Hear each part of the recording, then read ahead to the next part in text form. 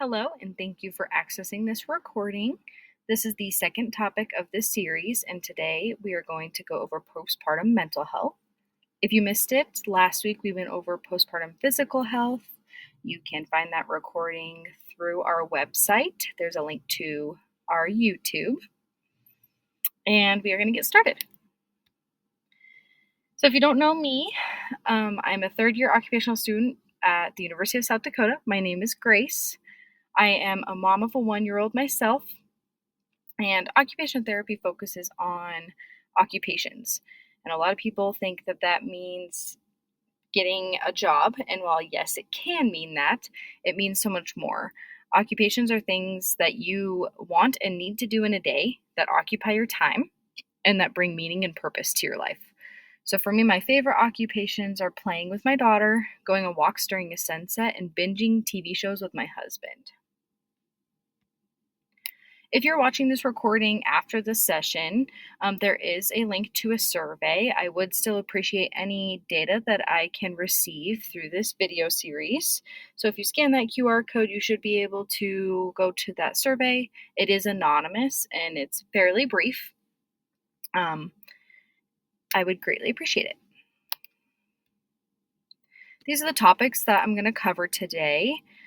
And we will just get started with number 1, talking about hormone changes. So I want to preface that every mother's postpartum recovery is different, and many factors play into how a woman recovers after birth. So the information that I'm going to provide in this webinar and in any of the webinars in this series, it's important to know that you might have different experiences and that this information is more of a guide to you. And if you have questions or concerns about any of the ways that your experience varies from this, you should definitely consult your doctor. The postpartum period, which is oftentimes referred to as the 4th trimester, typically lasts up to about week 12 of recovery. It's accompanied by changing hormones, sleep deprivation, stress, and many other life-changing factors. These changes oftentimes result in significant mood and emotional differences for postpartum women. I'm going to talk a little bit about how your hormones change in that first year after having a baby and what that means for your emotions. But first, I want to cover just a few of the common hormones that you see talked about during the postpartum period. Do not feel like you need to know all of these, but hopefully this can kind of give you a better idea of what's going on inside your body while you're trying to also recover physically. So estrogen and progesterone are sex hormones. They are responsible for functions like menstruation and reproductive health. Prolactin comes into play when breastfeeding. It helps create that lactation and that mammary tissue. Oxytocin is often referred to as the love hormone, and its role is to help bond with your baby. Cortisol is the stress hormone. That one's pretty self-explanatory, I think. Melatonin is associated with sleep cycles. And serotonin, often referred to as the happy hormone, deals with things such as mood, but also many other things which you can see listed on this slide here. So this table can be a lot to look at, but essentially I'm going to talk through that first 12 months of your recovery, what changes with your hormones, and how that impacts your emotions. Again, recovery is not a cut and dry process. You might experience variations from this, but this can serve as a guide for you to understand what might be going on if you're experiencing certain emotions at certain times. So starting from day 1, right after you have your baby, you will see a significant drop of estrogen and progesterone. This is because the placenta is the main source of estrogen production during pregnancy. So when it's removed, those hormones immediately start to drop. During this time, you'll also see an increase in prolactin to help your milk come in so that you can breastfeed, and oxytocin, which is going to help with bonding with your baby, as well as those uterine cramps that are common after having a baby. So for emotions, it's very common to experience the baby blues. The baby blues are typically accompanied by increased anxiety, fatigue, and significant tearfulness. You might want to cry a lot, and it might feel like an emotional roller coaster. Weeks 1 through 3 are when the baby blues should peak. So that estrogen and the progesterone continue to decrease. If you feel that your baby blues are lasting beyond that second-ish week, you should seek professional support because it could start inching into something more severe like postpartum depression or postpartum anxiety. At this time, cortisol is also increasing, and like I said, cortisol is that stress hormone, so you're definitely experiencing higher levels of stress. So it's not generally abnormal to continue to feel some different mood changes around this time. Weeks 3 to 6 are where your emotions slowly start to level out. Those sex hormones are still low, your prolactin, oxytocin are still high, and your cortisol continues to increase. And with that increased cortisol, a lot of times comes increased stress. You're oftentimes fatigued from sleep deprivation, and you're typically feeling like you're running on adrenaline. And so this can cause significant changes to your emotions. Months 1 through 3 are associated with increased fatigue and mood sensitivity that are linked to poor sleep quality. Not only from having a newborn, but at this time, your melatonin starts to drop. That melatonin, again, is responsible for sleep cycles. So, what little sleep you may be getting is probably not of very good quality. And at the same time, your serotonin is decreasing. That's that happiness hormone. And so, you might start feeling an uptick of sadness or other mood sensitivity. Months 2 to 3, for a lot of women, this typically brings the return of the menstrual cycle, but that varies pretty significantly from woman to woman, and breastfeeding can actually delay this as well. In this time, it's also pretty common to experience significant hair loss. So, a lot of women kind of get concerned about this, but with that estrogen continuing to decrease, that hair loss is actually pretty common. But if you have concerns about it, you can consult your doctor. Months 3 to 4, a lot of times, is considered a turning point for women. Women start to experience increased emotional stability. However, they are still experiencing significant lack of sleep and high levels of stress, which may contribute to those more small, minor emotional instability moments. Months 4 to 6 is when your hormones are really reaching their baseline levels. So things like symptoms like hot flashes, night sweats, and mood swings should start decreasing around this time. And then months 6 to 12, at this point, your typical function should start reaching that baseline. Ovulation and menstrual cycles generally resume for most women by this point. And your main focus at this time is watching for thyroid changes. So, some symptoms that might indicate there's problems with your thyroid include significant fatigue, significant weight gain, and severe mood swings. Many other factors can also contribute to these symptoms. So if you're experiencing this, don't jump automatically to that it's your thyroid, but consult your doctor. They can help you determine the cause and a treatment plan for these symptoms. I'm going to go over a few mental health conditions that are known to be present during the postpartum period. If you experience any discomfort while I am discussing these, please feel free to pause this video and take a step away. The first one I want to talk about, which we've already talked about a little bit, is the baby blues. So, up to about 85% of postpartum mothers experience baby blues. This generally occurs within the first 2 weeks following delivery and is often quick due to change in hormones. This is considered a temporary and mild form of depression that is linked to hormone levels. So, it is expected to go away. And like I said, around that week 2 postpartum is typically when that peaks. So it should start going steadily downwards after that second week.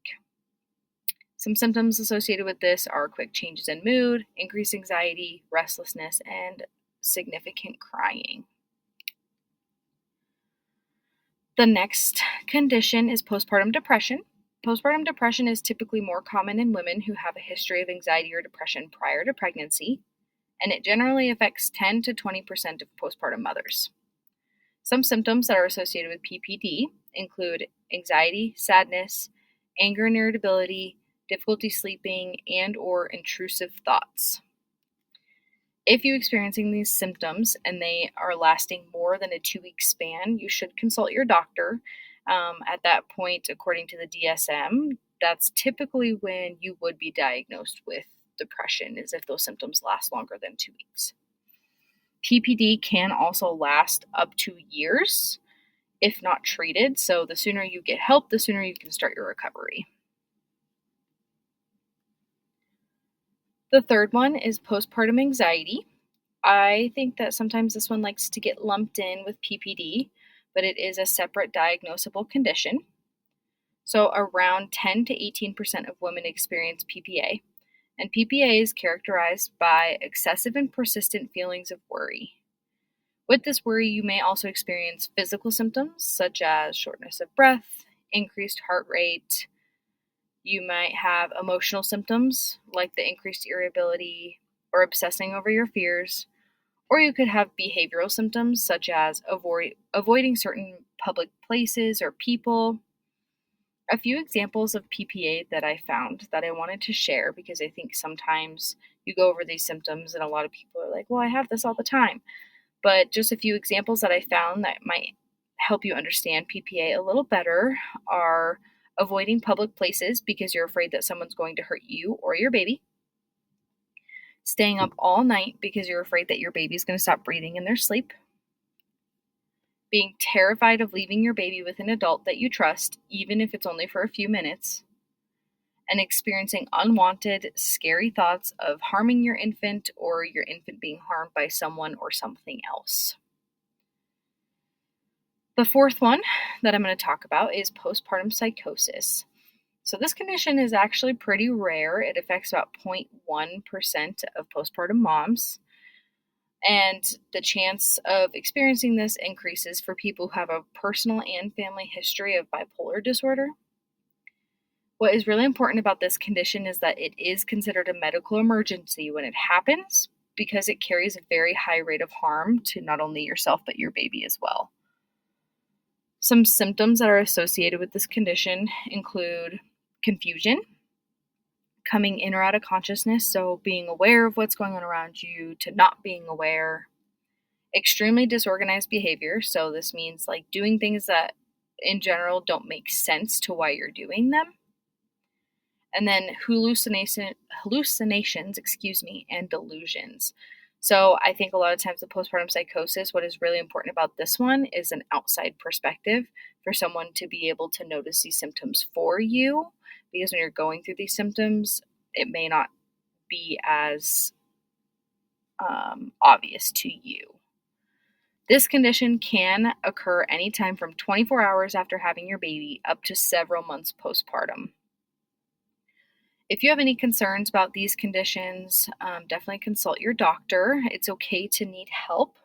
And if you experience that postpartum psychosis, it's important that you don't wait to consult a doctor. You should go to the emergency department for that specific condition due to the increased risk of harm.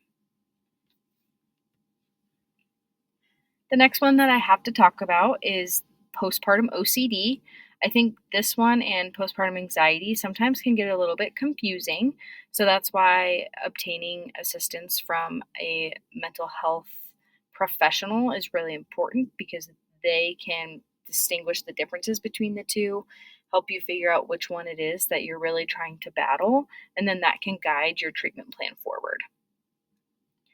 But with postpartum OCD, this affects 3 to 5% of postpartum moms, and it's characterized by constant state of worry and obsession over your baby that are often accompanied by compulsions, which are meant to control or stop your obsessional thoughts. So I'm going to use an example. So let's use our example of you stay up all night because you're worried that your baby's going to stop breathing in their sleep.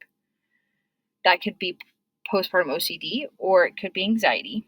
But what really stands out on the OCD front would be due to this worry, you're going in and checking on your baby every 15 minutes to make sure that they're breathing.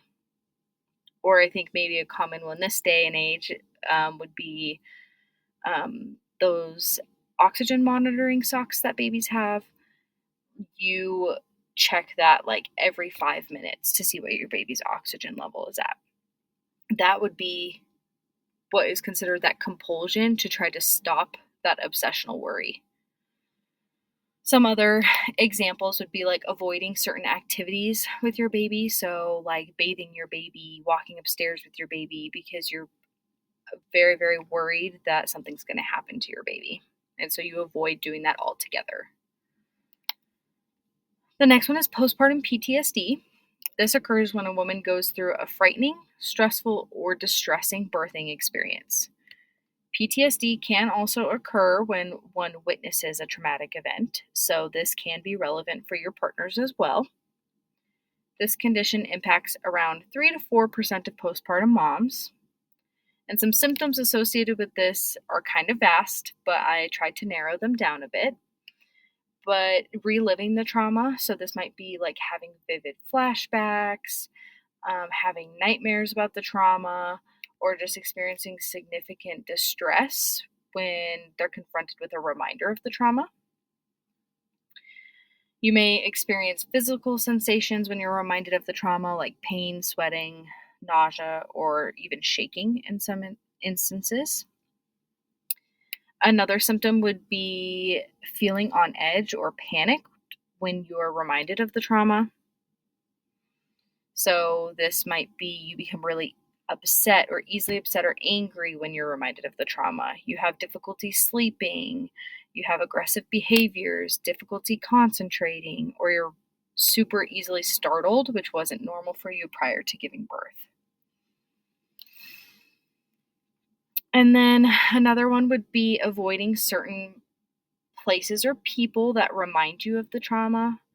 And then finally, experiencing challenging beliefs. So things like that you can't trust anyone, blaming yourself for what happened, overwhelming feelings of anger or sadness, guilt, or shame.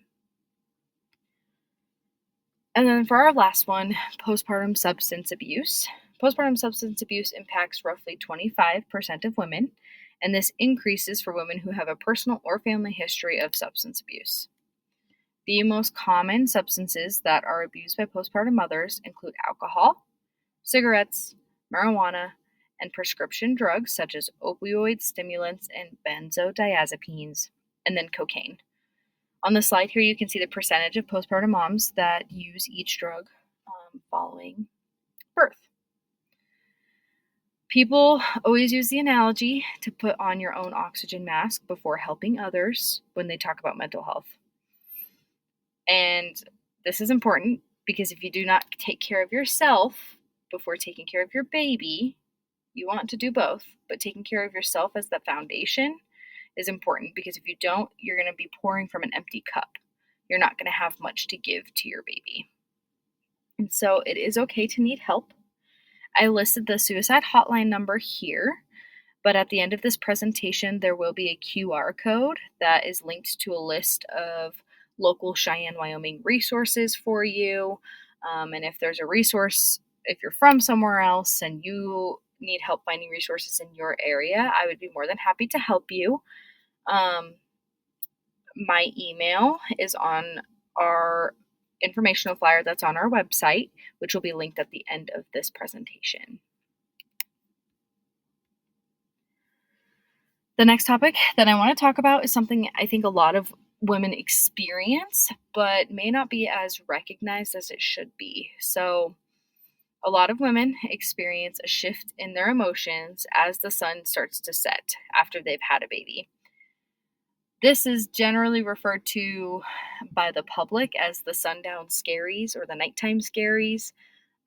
This is not like a standalone diagnosable condition per se, but I think it is very common, especially in the first few months after having a baby.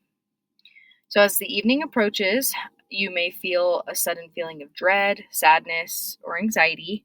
You might have tightness in your chest, or your heart might start racing. You may have thoughts like, I can't do this again tonight. This is never going to get better. And you may even doubt your ability as a parent. These symptoms, typically when you're experiencing the sundown scaries, are often as they come on as a mother begins to think about the unpredictable wake ups throughout the night, the endless rocking and soothing, and just the feeling of being so incredibly exhausted when morning time comes. And for some reason, women, this actually may even start in the early afternoon. So it doesn't necessarily mean later in the evening when the sun actually starts setting. For some women, this can start earlier.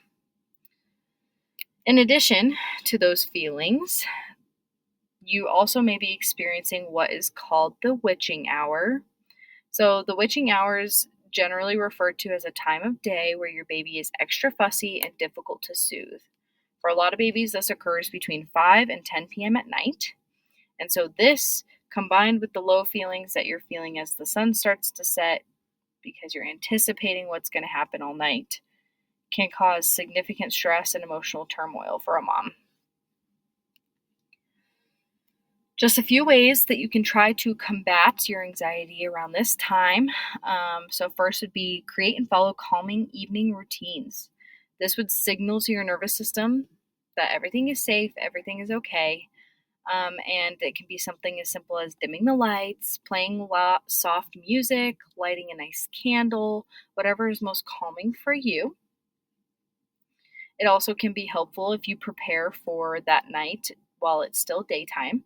So maybe you put out the burp rags, the bottles, diapers, wipes, anything that you're going to need before the evening time even approaches. So you're prepared and ready to go. Grounding techniques can also be used during this time. These can help keep your mind and your body calm and bring yourself back to the present moment. I'm going to go over 2 grounding techniques on the next slide, but there are a lot out there, so you kind of have to find what works best for you. Limiting stimulation is one that's really important, but also really hard as a first-time parent or a parent in general. So this means generally you want to reduce your social media scrolling before bed and when you're up with baby at night. Being on your phone when you're already anxious can make you more stressed and can increase the likelihood that you're going to start researching questions about your baby, which in turn makes you more anxious. So it's kind of just like this pile-on effect. So if possible, limit your phone time right before bed and in the middle of the night. And then finally, tending to your own body, ensuring you're drinking enough water, drinking enough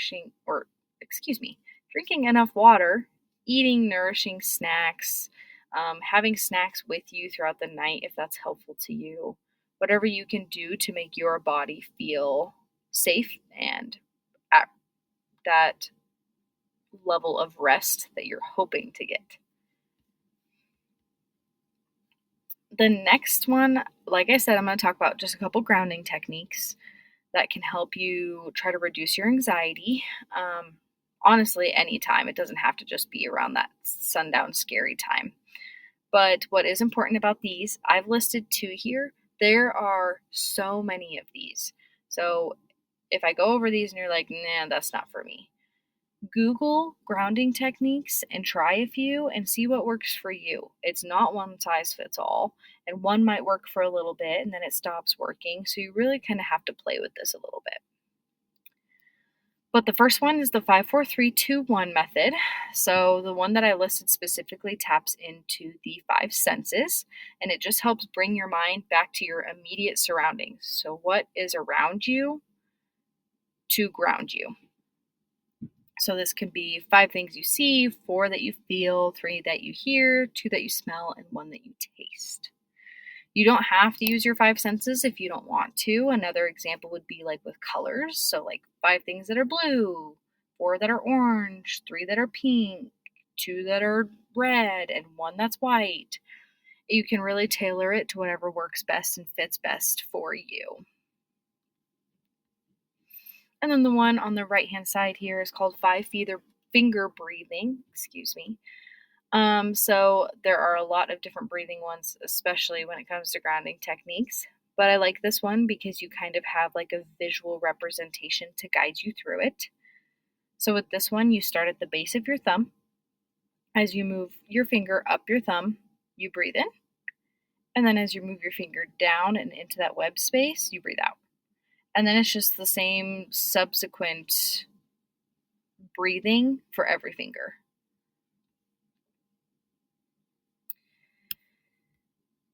Maternal mental health is something that should be taken very seriously, and it is okay to need help. If you have questions or concerns about your mental health, consult your doctor. You can discuss potential treatment options with them and decide a path forward. Some options that might be available for you to consider include psychotherapy. So, this is talk therapy, when you sit down with a therapist and talk through things.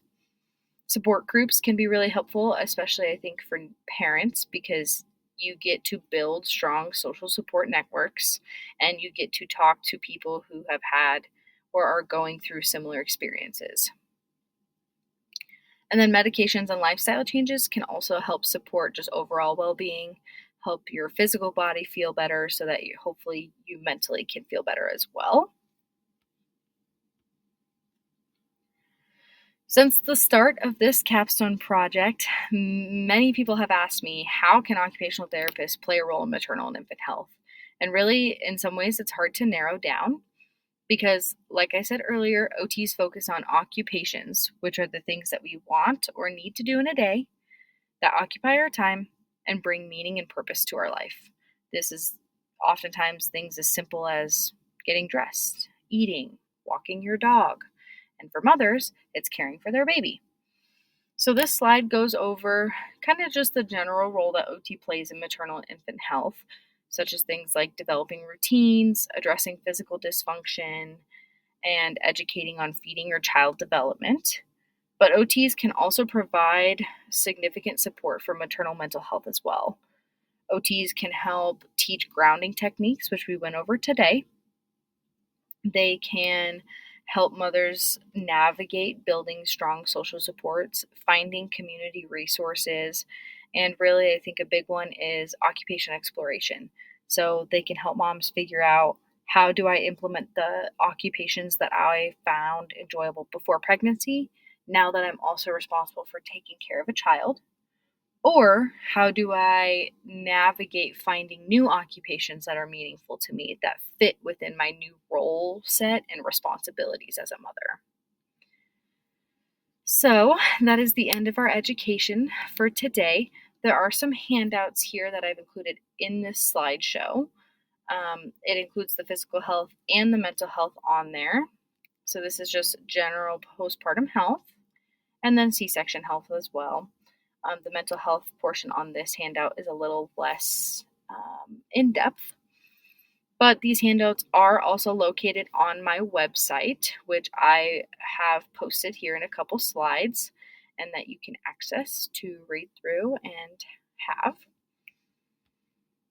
If you took the pre-survey, even if you're seeing this online, I would greatly appreciate if you took the post-survey as well. Like I said, this is a capstone project, so it is what is getting me to my graduation in May, and I would love to see that survey data and just help me understand how to improve the sessions going forward, or if this capstone project is over, continue to just improve my education on providing information to families. That bolded text there, that is our website. You can type into your browser bloomingbeginnings.my.canva.site and it should take you right there. Or you can try to copy and paste it from the video. And then if you scan this QR code, it's going to take you to that list of resources that I had mentioned before. These are kind of general, just Cheyenne local resources. I think there's a couple national ones on there. But if you have any questions about resources that might be a good fit in your area, my email is on our website as well. If you go to our website and go to educational sessions up at the top right hand corner, that's going to bring you to the flyer that I distributed for these sessions, and my email is on there. I would be happy to help you through this. Because this is a capstone project, I may lose access to that email. So if I cannot answer you, I am so sorry. But definitely consult your doctor about what resources they think might be available and beneficial to you in your area. Next week's session is going to go over the NICU, so it's the neonatal intensive care unit. And if you scan this QR code, you'll have full access to my list of references that informed me to make this presentation. Thank you so much for listening, and I hope you have a great day.